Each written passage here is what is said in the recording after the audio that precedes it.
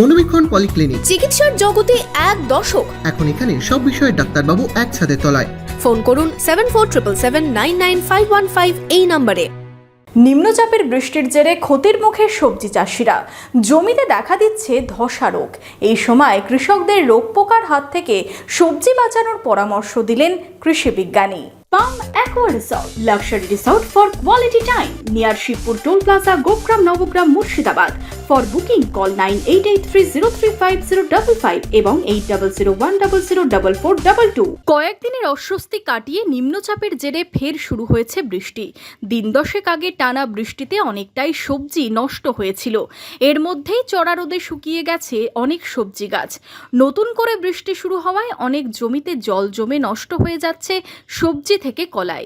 সবজির চাষ ক্ষতি হয়েছে, বিশেষ করে কফিটা বিশেষ পরিমাণে ক্ষতি হচ্ছে। পালং শাক, তো লাল শাক, সবজি যত রকম আছে সমস্ত জিনিসের ক্ষয়ক্ষতি হচ্ছে। কলাই, ধানের জমিতে কলাই বোনা ছিল, কলাইগুলো সব পুষে নষ্ট হয়ে গেল। শসা, পটল, ঝিঙ্গা সবই নষ্ট হচ্ছে। মাস কয়েক খানেক আগে খরা কাটিয়ে বৃষ্টির দেখা মিলেছিল। এরপরই আবারও নিম্নচাপের বৃষ্টির জেরে ক্ষতির মুখে পড়তে হচ্ছে বলে জানাচ্ছেন সবজি চাষিরা। বৃষ্টি হচ্ছে, রৌদ্র হচ্ছে, এরই কারণে আমাদের সবজিগুলাও মার খাচ্ছে।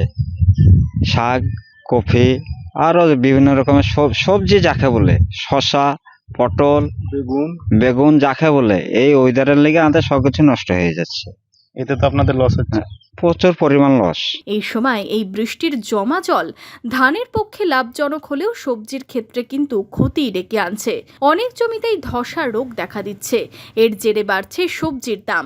তবে এর থেকে বাঁচার উপায় কি তা জানাচ্ছেন কৃষি বিজ্ঞানী। সবজির ক্ষেত্রে যদি এটা হয় সেক্ষেত্রে আমরা স্টেপ্টোসাইক্লিন যে 1 থেকে 1.5 গ্রাম, তার সাথে আমরা কপার বেস যে কোনো যে ফাঙ্গিসাইডগুলো আছে, বিশেষ করে ব্লু ভিট্রল বা কপার অক্সিক্লোরাইড, সেগুলো 20 থেকে 25 গ্রাম 10 লিটার জলের সাথে মিশিয়ে আমরা স্প্রে করব।